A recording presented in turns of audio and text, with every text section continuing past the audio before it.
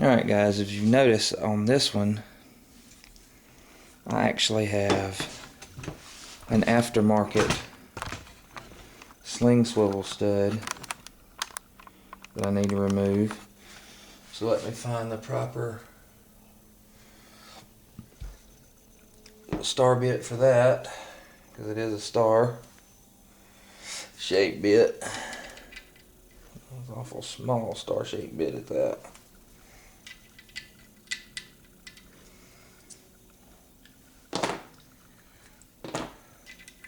There it is. And this is an aftermarket part that you won't have to fool with, because it's not on most of them unless you put them on afterwards. This is a two-piece deal that I put on here because I don't like the sliding the metal bands that replace these. I don't like sliding them down the barrel because it'll scar them up. As you see, that's just, I think this is like an Uncle Mike's, something like that. It's just a two-piece that goes around when the screw goes through it. Alright, with that out of the way, the next thing we're going to do is we're going to take our magazine tube spring off, tube cap off. It's located right here.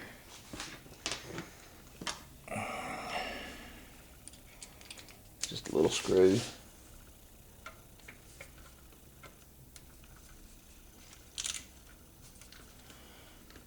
And just remove that.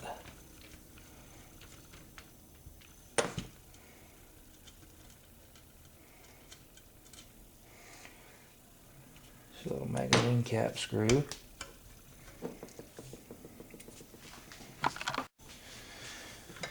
Alright, let me see if I can't get something in there to pop this little bad boy out of place. There it goes. So we'll do a little working, and this is under some, probably under some tension because of the spring. Alright, see? We will just remove the spring out, and it is a pretty long spring. I just stick my magazine cap screw back in there so I don't lose it. And there should be a follower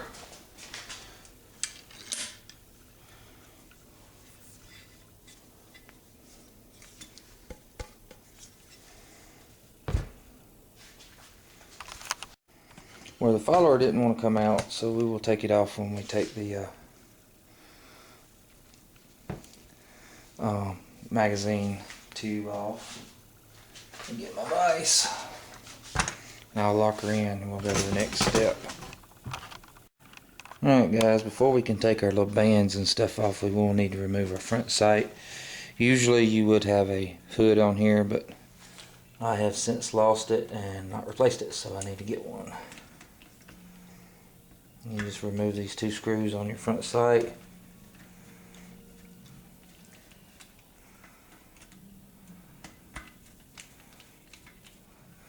And then you can just sit your sight aside.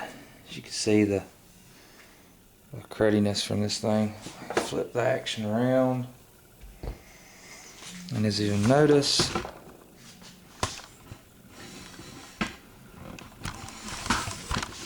like right there, you have a barrel band screw that needs to come out.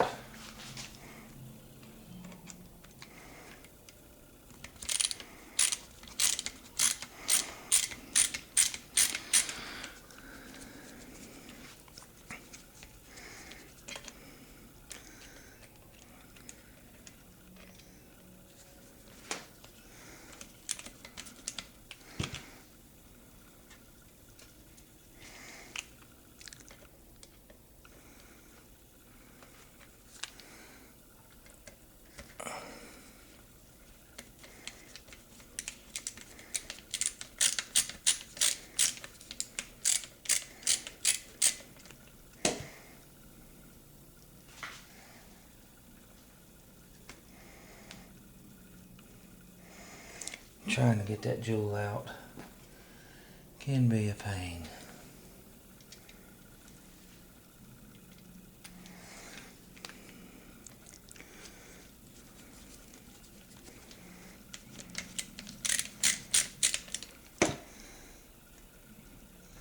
guess it has years of crud and corrosion holding it into place. See if we can't slide our little roll pin in there. Roll pin punch and push from the back side while we're loosening. Maybe we can get that bad boy to come on out.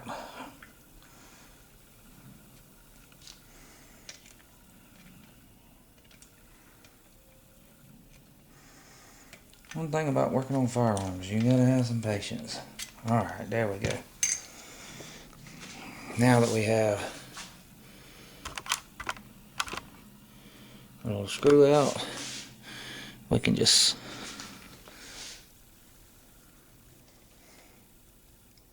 well, I said we could. Might have to bump it a little bit with our non-Marlin hammer. There we go. You can take your barrel band off. Alright, with that one taken off, we need to also remove this one.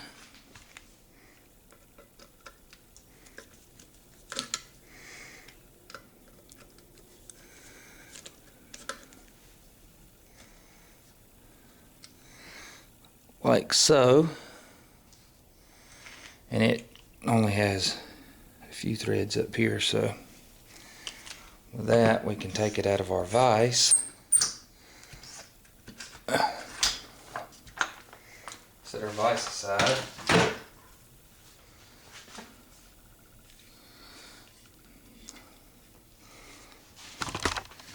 And sometimes these things, especially after they've been on for a while, they don't want to come off.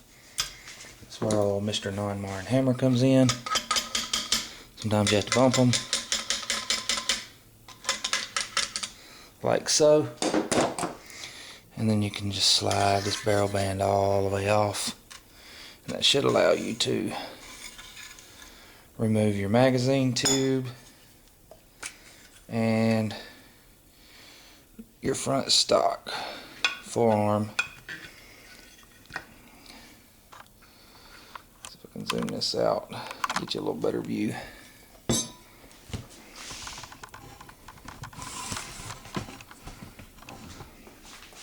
So we have our forearm and our magazine tube. There's our follower that we couldn't get out earlier.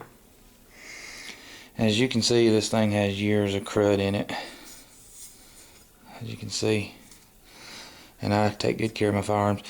Well, one thing I do want to show you is when you do reinstall these magazine tubes, make sure that these lines, this line and the line on the barrel, made up to make a screw hole. If not, you won't never get it back together properly.